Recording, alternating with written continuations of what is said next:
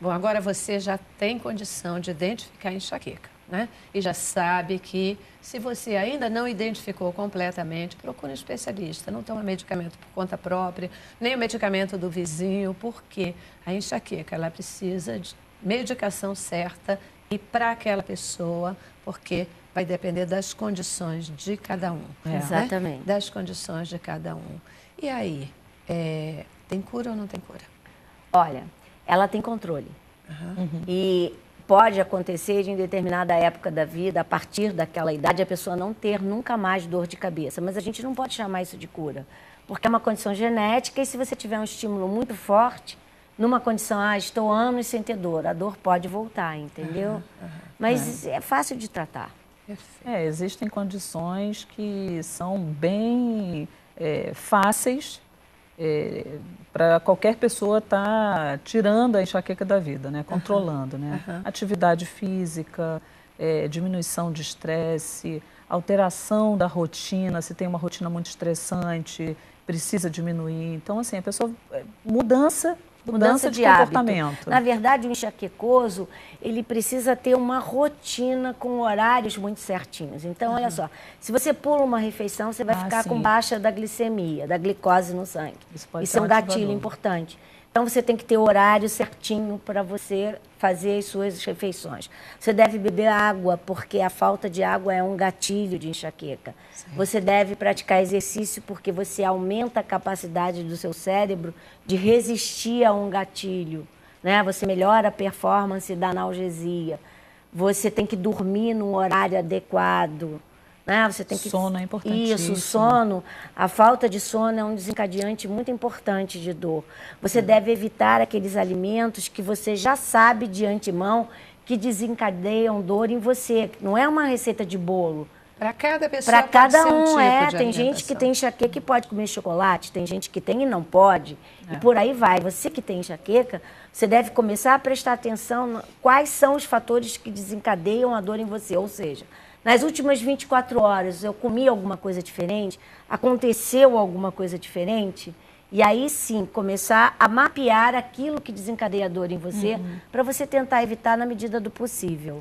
Normalmente é mais de um fator. Eles se reúnem, né, a alimentação, por exemplo, se reúne com um momento de estresse que você está passando. Você já não dormiu bem, você já não está bebendo água, você pulou uma alimentação.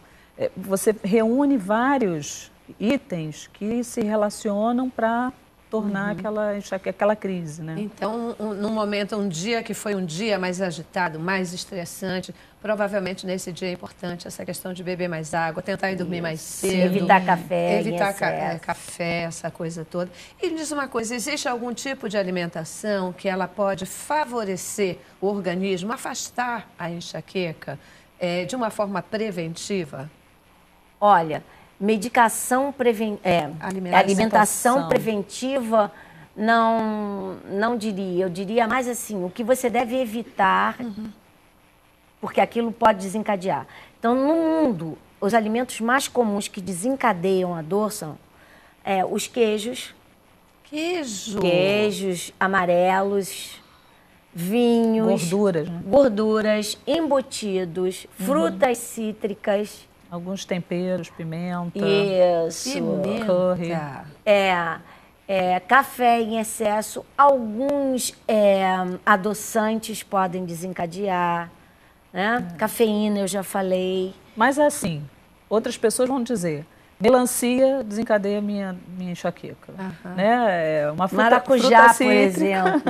Pode dizer limão. Mas isso não é você não deve evitar isso, a menos que você tenha certeza que aquilo é um desencadeante, entendeu? Perfeito. Mas comum é comida sem gordura, comida saudável, que é preconizada para boa saúde, né?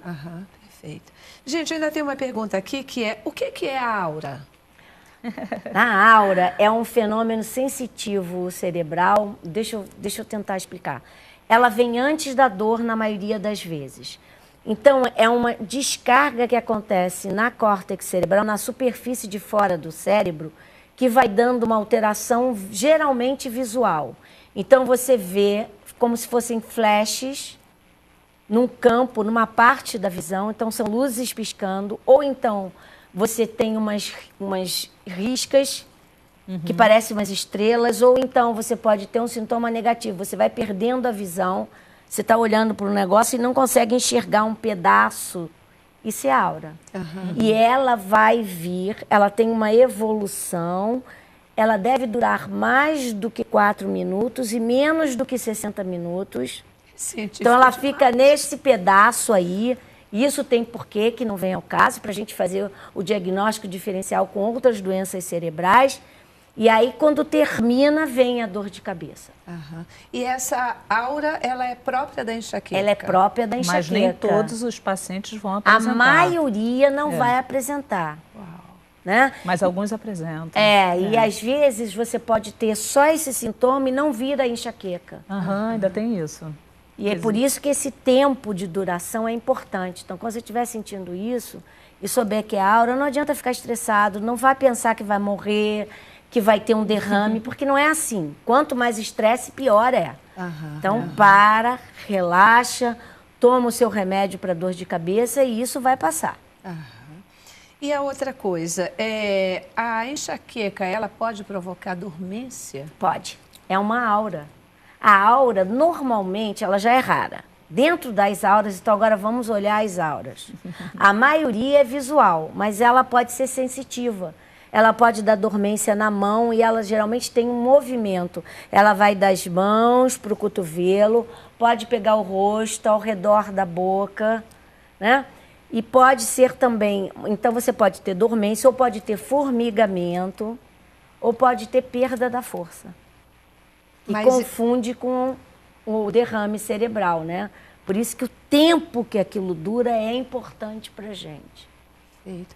Na enxaqueca, isso tudo sempre vai acontecer como uma crise. Na crise. Acontece e passa. E passa. A pessoa tem que ficar absolutamente saudável no período intercrítico. Então, é uma doença que vem, mas ela vai embora e você fica normal, como se aquilo não tivesse existido na sua vida. Se essa dor de cabeça não tem esse aspecto de ter e passar, aí fica ainda mais perigoso. Então, esse paciente precisa buscar realmente o apoio médico, o diagnóstico, porque ele pode estar com uma outra patologia neurológica que seja, inclusive, gravíssima. Então, é importante isso que a doutora falou. Isso, porque eu acho, só somando a isso que você falou, que me ocorreu agora, você ter formigamento, alteração visual e dormência é um sinal de alerta para derrame. Sim. Então, se é a primeira vez que você está tendo, você não sabe se aquilo é uma aura enxaquecosa ou é um derrame. Certo. Então, deve procurar uma unidade de emergência. Perfeito. Sempre. Perfeito. Que recomendações vocês, além de tantas que vocês já disseram aqui, né? Mas que vocês colocariam para uma pessoa que sofre de enxaqueca? Como minimizar uma crise, no momento da crise? Bom, eu vou falar por mim, porque eu tenho enxaqueca. Olha só, a melhor coisa que a gente tem a fazer é o seguinte, descobrir quais são os nossos fatores desencadeantes, como o nosso corpo funciona, o que é que nós podemos evitar na gente para ter a crise e o que podemos fazer e devemos fazer quando ela vai iniciar. Com isso tudo, a gente consegue controlar e pode ter uma vida normal, sem problema nenhum. Né? A falta de conhecimento é que é o problema. Uma vez você conhecendo como funciona em você e o que você pode fazer para evitar, não tem problema nenhum. Mudar realmente a rotina, melhorar a sua rotina, colocar atividade física, fazer uma meditação. O momento de oração é um momento que tranquiliza, a pessoa fica mais introspectiva, em paz. Né? Essa paz interior e esse conhecimento a respeito do que o seu corpo, como o seu corpo reage, isso é o ponto essencial. A enxaqueca, ela pode trazer algum dano para o cérebro? Olha, dano, eu não digo dano fisiológico, mas, por exemplo, nós temos um mecanismo de inteligência do nosso cérebro que são planejamentos, são modelos. Esses modelos, eles ficam alterados quando a pessoa tem uma patologia incapacitante dessa. Então, assim, por exemplo, ele fica com modelos, ele fica assim, se ele for fazer uma atividade que normalmente desencadeia a enxaqueca, comer alguma coisa, ou então participar, por exemplo, uma prova, né? Ele faz uma ligação mental de que a prova é uma causadora de enxaqueca. Então, todas as vezes que ele estiver de frente de uma situação de prova, ou então quando ele for comer algum alimento, ele vai começar com uma crise de ansiedade que isso vai desencadear.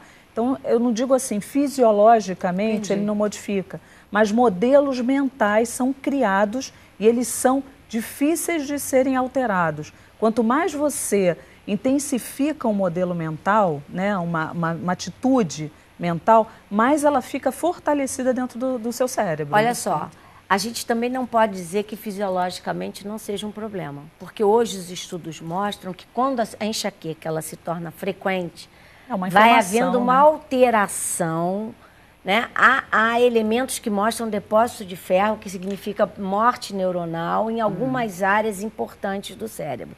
Quer dizer, não é uma doença assim tão banal que a gente possa ignorar, né? O ideal é que ela não se cronifique. Perfeito. Né? Perfeito.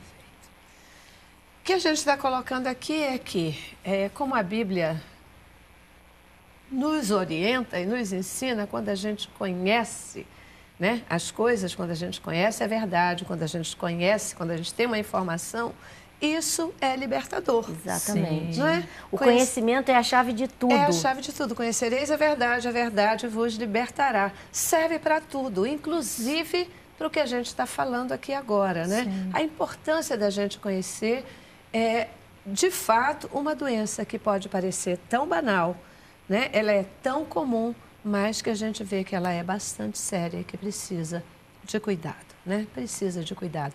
A gente vai para o nosso último intervalo e no retorno, me despedindo de vocês, eu queria que vocês dessem uma orientação de quem procurar, qual é o especialista, que orientações vocês dariam nesse sentido da pessoa busque. A gente não vai falar em remédio, já entendi, vocês são cautelosos e têm razão, porque a gente dá o nome de remédio, alguém vai achar que é aquele remédio e não é assim, né? Tem que ser por indivíduo. Mas quem procurar?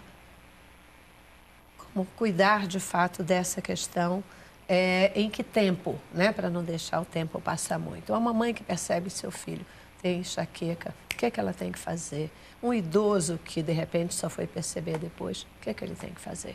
Tá legal? Intervalo. Cabeça pra cima.